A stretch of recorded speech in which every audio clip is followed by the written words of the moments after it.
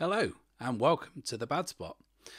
Now, Ironsworn Starforged, the game that I've been playing for the best part of the last year, is finally available to purchase and play. And if you haven't done so already, then I recommend you do both of those things. If you haven't got a copy, then you'll find a link in the description below.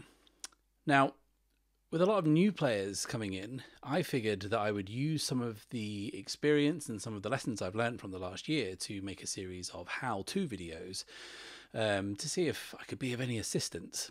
And the very first of these videos is this one that you're watching right now, which is a character creation 101. Now, those of you that watch the show know that I play the game solo, and I kind of get sick of my own voice a lot of the time, so I thought I would ask a very special guest to help me explain how this process works. So please give a big Bad Spot welcome to the hugely talented, brilliant mind behind the actual play THUNDERFANG, Tavon Gatling. How are you doing, sir? Hello, hello, hello. So we're going to take you through the steps as outlined in the Starforged rulebook one by one. And the first one is very straightforward, and that is to ready the asset cards. Now, assets are going to form the basis of your character, and they represent a lot of things in game. And this step is just about separating them out into what are paths, what are companions, what are modules, that kind of thing. It's a very kind of straightforward step. The next step is actually the first one we'll take, is going to be choose your paths. Now, there's no character classes in Ironsworn per se, but the assets that are called paths represent your character's experience or their profession or their skills, the traits they might have, and they come in a huge variety of flavors, and you can mix and match these to your heart's content and come up with some really interesting combinations. But I guess to boil it down, what you can say is, what kind of character are you looking to play? What sort of archetype are you looking to investigate and have fun with, and then kind of maybe find some assets that might help reflect that mechanically and in game. So, Tavon, what kind of character are you looking to play? So I typically go for magic users. That's my go-to in every RPG that I play. However, from playing the original Ironsworn, I know that I need to be able to survive in combat, and the magic assets aren't always going to help you in that regard. So I want to be able to maybe punch some things or shoot some things. I want to be good in combat when it does come up, because it'll always come up. So let's see, there's the sniper, there's the weapons master. That seems interesting as well. But I kind of like Brawler. Brawler's one of the ones that transferred over from Ironsworn, and I like the sound of this one a lot. And since we're in the future, why not get a prosthetic? So let's go with augmented, maybe. So your paths are Brawler and Augmented, and as you can see here, there are a series of abilities that are on each asset, and you start with one in play from the beginning, and they're specific to that asset, and they will kind of help kind of establish a play style or you know, kind of a set of abilities they can do, and you can unlock the rest as you level up and go through. So an Augmented Brawler, so someone who's good up close and personal in a fight, perhaps unarmed, a little bit of rough and tumble. And augmented, you say, so that's a prosthetic or a bionic? It could be, yeah, it could be pretty much anything. Prosthetic, bionic, yeah, something like where the whole arm is replaced with just like pure metal, maybe iron. Yeah, oh, wow, an iron bionic arm with which you punch things is, Yes. You know, that's a good fundamental basis for a character, I feel. Yes. Okay, so let's skip on to step number 3, which is to choose your backstory. Now, in Starforged, the characters we play are spacers. They are kind of experienced, well-traveled people trying to make their way through the universe, kind of a cruel, unforgiving universe, I may add. And they either go alone or as part of kind of small crews. So Tavon, how did your character get where they are, and what's the overall concept of what your character is trying to do? I have no idea. But there is a backstory table. Should I roll? Yeah, let's roll. Okay. I actually have some dice here. 41. You have no memory of your former life. Wow. They also don't know. That is awesome. So that's so Ironsworn has a lot of random tables you can use. They're called oracles that generate prompts for you, and as they go, that's a pretty good one. A kind of amnesiac brawler with one bionic arm. Oh, they just wake up with a bionic arm, and okay, yeah. Oh, so they don't remember anything before waking up with the arm. I like that. Just wake up and life is not what you would expect it to be. Wow, yeah, and I suppose it wouldn't be. That's quite a thing to wake up to. So we've kind of got like Memento vibes here, trying to figure out their past, maybe who's after them, possibly if someone's after them, or what they're trying to do, or that there's a lot of narrative possibilities there, and that's kind of hugely exciting. And I suppose ordinarily you would probably have some connection to a previous life, but this character none at all. Just completely like day one is waking up. I've got this arm. Let's punch some stuff. Let's get out. Let's punch some stuff. Okay, so step 4 is to write your background vow. Now, vows in Ironsworn and Ironsworn Starforged are what drives the play. So you normally swear an iron vow to fulfill a quest for someone, or every time you promise to do something. And also running in the background, you have what's called appropriately enough, a background vow. Now, this is something that will just keep ticking along, and you won't perhaps solve it or complete it in, any number of sessions. It might just be what set you on your path to get you to where you are now. Have you got any idea at all what a background vow could be for a character who is an amnesiac? Maybe just to figure out who they are, how they ended up wherever they woke up, just figuring out their own backstory. Mm-hmm.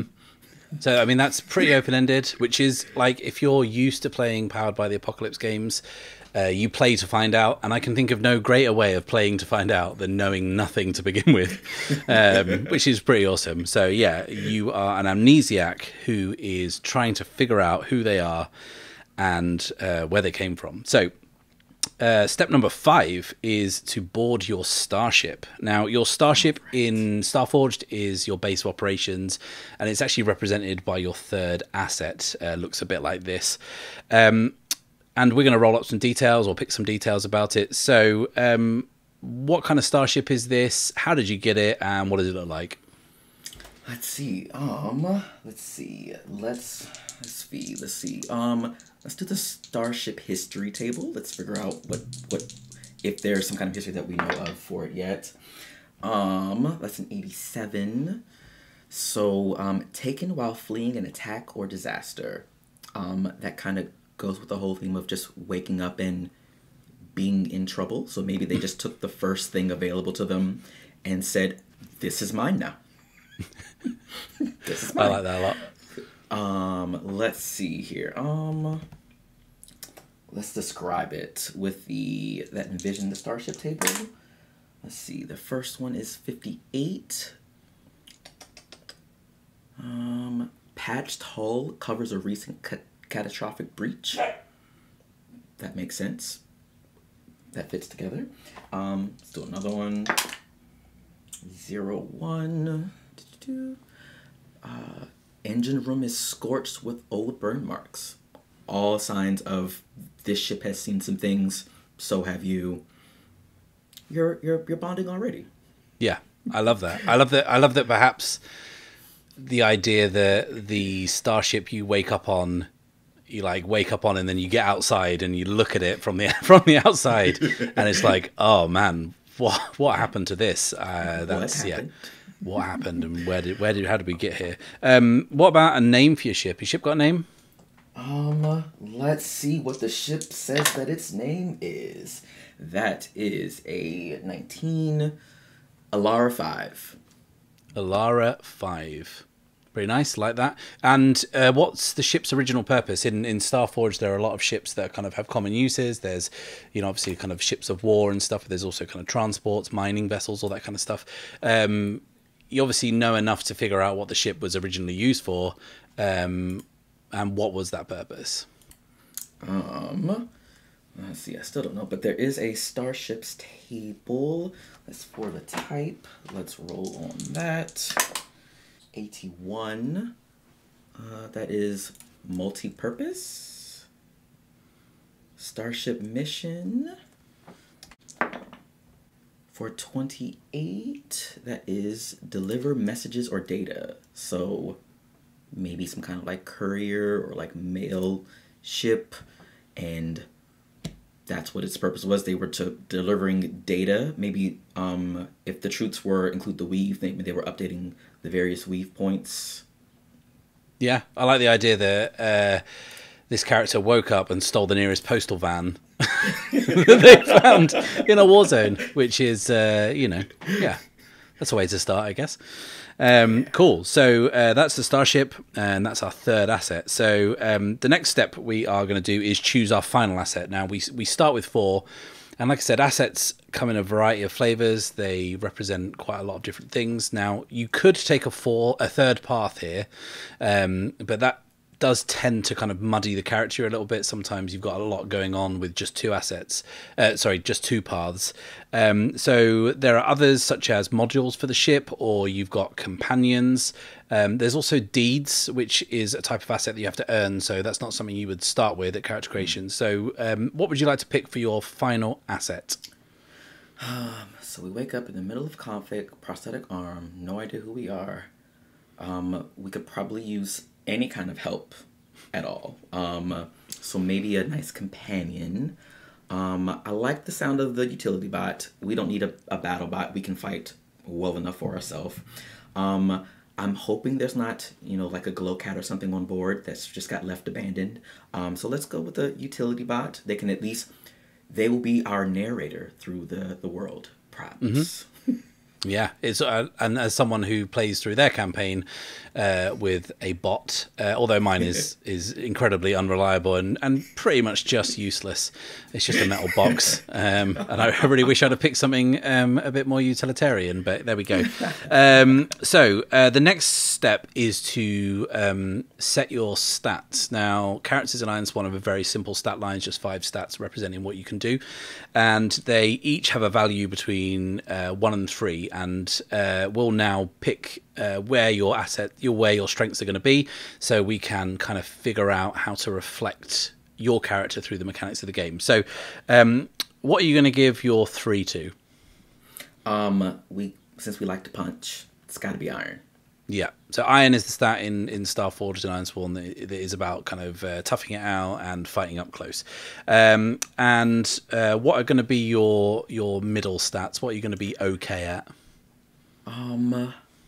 Maybe they're good at getting out of danger as well. So, that applies for both. So maybe edge and shadow are going to be my middle stats. Yeah, so edge is agility, quickness, kind of speed, but also fighting at range if that's appropriate.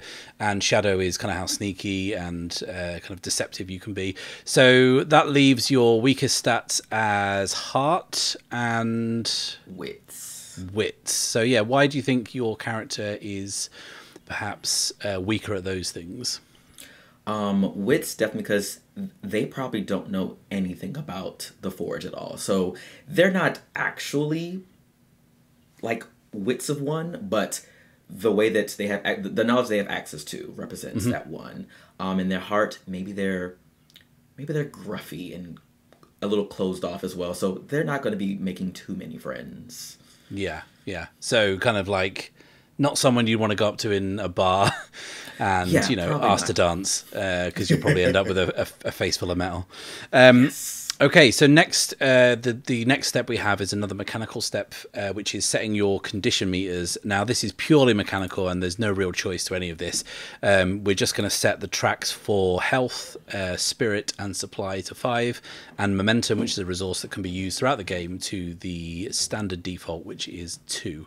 So that was probably the least exciting step of this. But now we get to something that is exciting. Step 9, which is envision your character, and yeah, you can go kind of buck wild and pick what your character looks like, how they carry themselves, how they're dressed. So, what are we looking at? Let's see. So in terms of what they wear, they probably grabbed whatever was on that ship. So whatever courier mail service uniform, they just probably grabbed that, and that's just their uniform. And you know what? They probably just grabbed whatever name was on like the uniform, so they probably just go by whatever that person goes by. It's like, sure, this name sounds fine. I'm just gonna go with that. Quick question about how they look. Like, are they kind of physically large, intimidating, kind of muscular? How big is the bionic arm? A kind of a sleek fit, looking like it's a kind of expensive kind of Winter Soldier style arm, or is it kind of like a bulky, this has been stapled on in the back alley behind a hospital type thing? I think it's more interesting if it's like Winter Soldiery. It's just like well paid for, well crafted. This is a good, sleek but sturdy arm. It's not just going to fall off. Like, they or whoever else paid for this arm, they spent a lot of money on this. Yeah. And if they didn't have the bionic arm, do they look like someone who would still like be able to start some shit? I think so, actually. I think the arm just only enhanced what was already there. Like, they are not mean, but they look like someone you just don't want to mess with. So I guess that also leads back into the heart of being one. No one's going to approach them. Yeah, yeah. Okay, so let's name the character. So there's some great tables for this. You want to roll up a name, and then we'll figure out some pronouns and the exciting part, a call sign. Yes. All right. So I like to roll twice and take one of the names from one and one of the names from the other. So let's do 50 and 16. 50 is Kayla Adler. Okay. And 16 is Blake Solas. You know what? I typically don't play female characters, so maybe this is a Kayla Solas? Kayla Solas. Kayla. And so Kayla is the name, that's the name on the postal uniform, right? So Kayla Solas is some poor postal worker somewhere whose ship's been stolen by a one-armed brawler. Yep. I love that. So also spaces in Ironsworn have call signs, and they're kind of what they would be called by other people kind of traveling the forge. Do you think that your character, do you think Kayla would have earned a call sign by now, or is it something like the name she has assumed? Ooh. Maybe something that she just assumed, yeah. I do see that for that, the row 16, the names, I just see brick as that call sign, and I like that. That kind of fits the whole vibe so far. So in some way they've earned the name Brick. Right, okay. Yeah. That's pretty cool. I like that a lot. So lastly, we have the step which is gear up, which is, and in Ironsworn and Starforged probably should say that the supply is abstract and there's no kind of encumbrance, there's no proper equipment lists, but this is a step that you can do to perhaps give your character a bit more flavor, a bit more color, kind of bring them to life. Have they got any personal artifacts they carry with them all the time? Is there something that has a particular story to it that is important to them, that they kind of cherish or keep close, that if the house was on fire they would save? And I think that's a really good way to kind of add a bit of depth to a character. So have you got any ideas for what Kayla might have? No. But There are oracles for that. So I'm gonna roll up on the descriptor focus table. See if I can get some ideas of something. That is a 15 and an 87. Captured terrain. It would be cool if Brick had a plant that they take care of. That is pretty cool. Like a kind of, like in Leon the Professional, like a little house plant that was. And is that something that they have found since waking up, or is it something that was just on the ship that they've not thought to throw out? I'd like the latter. It was just on the ship. You know what? All right, we can't let this plant die. I mean, we're Brick, but it's a plant. So we're gonna keep watering this plant, and I don't know. Maybe it makes them feel good. Mm-hmm. It's probably the only bit of green on the entire ship. Everything else is kind of rusted and kind of and functional. Is there anything else about their, other than their kind of male uniform? Is there anything else about them that they might have to carry with them? Their kind of equipment is carried in, or do they like to travel light and be able to rumble at a moment's notice? I think travel light. Yeah, they don't. I mean, they don't have any personal ties to, I guess, much, but they're going to travel light. That way they can get in and out of whatever area they need to figure out whatever they need to. Maybe like a weapon, some kind of gun or something, but keep everything light, simple. They can pick up whatever they need wherever they land. Nice. So that is it. We have, in the space of like 15 minutes, rolled up Kayla Solas, the augmented brawler, with no memory of how they got to where they are on a discarded, damaged postal ship, traveling the Forge with a utility bot and a plant. That is if that's not the basis for a great adventure, I do not know what is. And like I said before, this system is really brief and it's really elegantly designed, and it is kind of, the way it's set up is to, in Powered by the Apocalypse games, one of the ideas is you play to find out, and this gives you just enough to go on and to base your character on, but like gives you so much scope to learn about your character and to learn about the Forge through their experiences and to just kind of play and kind of have fun. And yeah, that's a great character. I love her so far, and I may have to figure out more about her myself. Yeah. So all that remains is for me to thank Tavon for helping me illustrate the character creation process. Do you want to tell everyone where they can find your stuff online? Yes. You all can find me on Twitter at GatlingXYZ, Gatling XYZ, GatlingXYZ. You can also find me at Gatling.xyz. That's where I post my Thunderfang actual play stories. And yeah.